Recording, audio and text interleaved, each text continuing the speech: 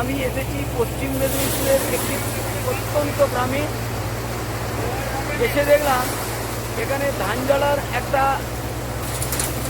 অভিনব মেশিন ব্যবহার করা হচ্ছে, আর আমি সেটাই তোমাদের সামনে তুলে ধরার চেষ্টা করছি। দেখো কিভাবে ধান জ্বালা হচ্ছে।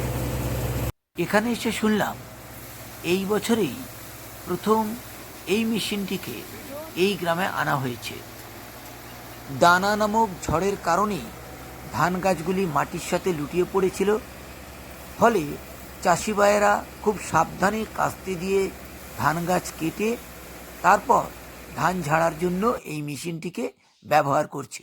এখানে ধান ঝাড়ার জন্যে এই যে এখানে খড় সমেত ধানগুলোকে রাখা আছে, দুজন খড় সমেত ধানগুলো নিয়ে যাচ্ছে, আর ওই হলারের মধ্যে খড় সমেত ধানগুলো ঢুকিয়ে দিচ্ছে।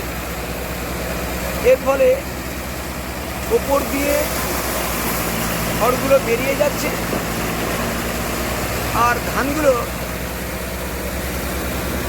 বেরোচ্ছে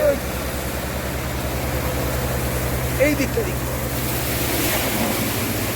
দেখো এই দিকে, এই যে যেমন ওখানে ধান পাওয়া যাচ্ছে, সব ধানগুলো এই দিক দিয়ে বেরোচ্ছে,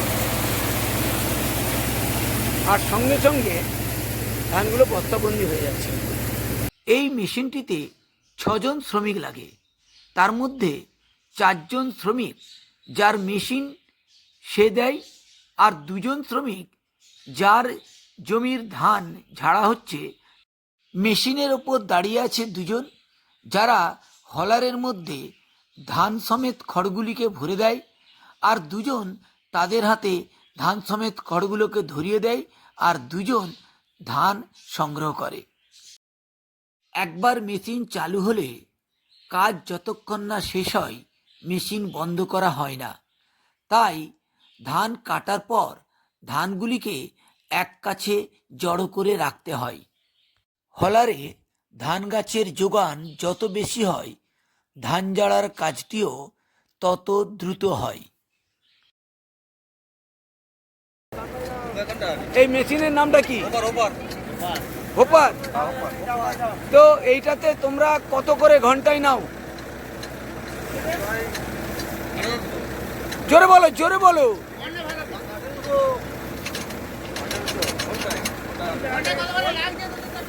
এক ঘন্টায় কত?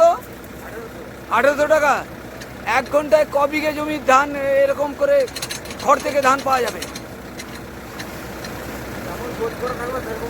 4 জন লেবার সমেত এই মেশিনে ধান ঝাড়ার জন্য 1 ঘন্টায় নেওয়া হয় 1800 টাকা।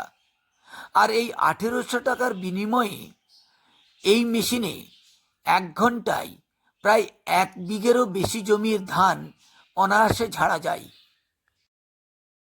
এখানে এসে জানতে পারলাম চাষি ভাইয়েরা এখন এই ধরনের অত্যাধুনিক মেশিনই ব্যবহার করতে বেশি স্বচ্ছন্দ বোধ করে। এখানে এক চাষি ভাইকে পেলাম, দেখি ওনার সঙ্গে এই ব্যাপারে কিছু কথা বলা যাক।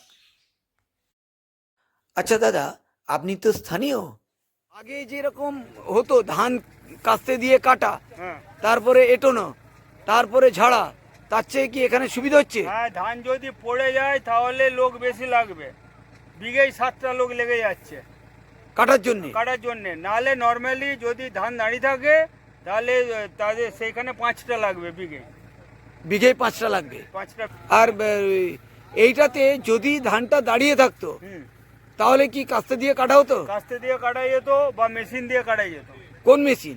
ওই ধান ঝাড়া মেশিন আছে, সেটা কি একবারে ডাইরেক্ট কাটা হয়ে যাবে? ডাইরেক্ট কাটা হয়ে যেত, ধানটা আলাদা হয়ে যেত, খড়টা হচ্ছে পড়ে থাকতো। ও আচ্ছা, ধান খড়টা ছড়ানো হয়ে হয়ে যেত। ধানটা পড়লো কি করে? এই ধানটা পড়লে হচ্ছে এই সমস্ত জল ঝড়ে, মানে ওই দানা দানা যে ঝড়টা এসেছিল, দানা ঝড়টা এসেছিল ওতে সব পড়ে গেছে, পড়ে যে ক্ষয়ক্ষতি হয়েছে অনেক।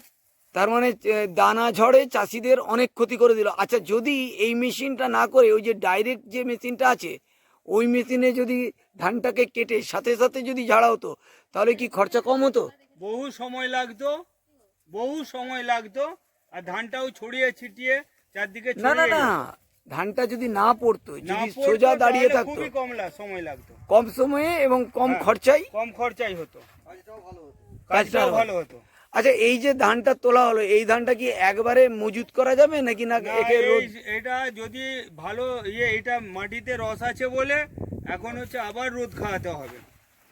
ধানটায় রস আছে, আচ্ছা, ওটা দুটো রোদ খাইয়ে তারপরে মজুত করা যাবে। এবার একটা কথা, এই যে খড়গুলো পাওয়া গেল, এই খড়গুলো তো এলোমেলো খড়, এই খড়গুলো দিয়ে কি হবে? এই খড়গুলো দিয়ে হয় কেউ ধান সেদ্ধ করবে, জ্বালানি হিসাবে ব্যবহার করবে, তা না হলে এইগুলো পুড়িয়ে দেবে, ফসফেটের কাজ হবে। কিন্তু পুড়িয়ে দিলে এয়ার পলিউশনের একটা সম্ভাবনা থেকে যায়। এতক্ষণ যে চাষি ভাইয়ের জমির ধান ঝাড়া হচ্ছিল তাকে পেয়েছি, একটু তার সাথে কথা বলি। তোমার কতটা জমি ছিল? আমার ছিল এটা 15 কাঠা। 15 কাঠা জমিতে কত টাকা লাগলো ঝাড়তে? যাতে 39 মিনিট লেগেছে। 39 মিনিট হচ্ছে 30 মিনিট, এই মিনিটে 30 টাকা করে। 30 টাকা করে মিনিট। 30 টাকা করে মিনিট। এবারে 39 মিনিটে যা হবে গুণ করে যা পাওয়া যাবে সেই টাকাটাই লাগলো। এতে করে কি তোমার মনে হয় যে আগে যেরকম পাটাতে করে ঝাড়া হতো তার চেয়ে অনেক সাশ্রয় হয়েছে? অনেক কষ্ট হয়ে যায়, ধানটা পড়ে যাওয়ার জন্য ক্ষয়ক্ষতি বেশি হয়ে যায় আর কি। না, সেটা তো তোমার ঝড়ের জন্য পড়ে গেছে। হাতে ঝাড়লে অনেক লোক লাগতো। গ্রামের তাই ধান অনেক ঝাড়ার এই খরচ হতো। অভিনব পদ্ধতি তোমাদের যদি ভালো লেগে থাকে তাহলে অবশ্যই লাইক ও শেয়ার করো, আর এই ধরনের ভিডিও পাওয়ার জন্য চ্যানেলটিকে সাবস্ক্রাইব করে রেখো, আর তোমাদের নোটিফিকেশানটি অন করে রেখো যাতে করে পরবর্তী ভিডিওর নোটিফিকেশান তোমরা পেয়ে যাও।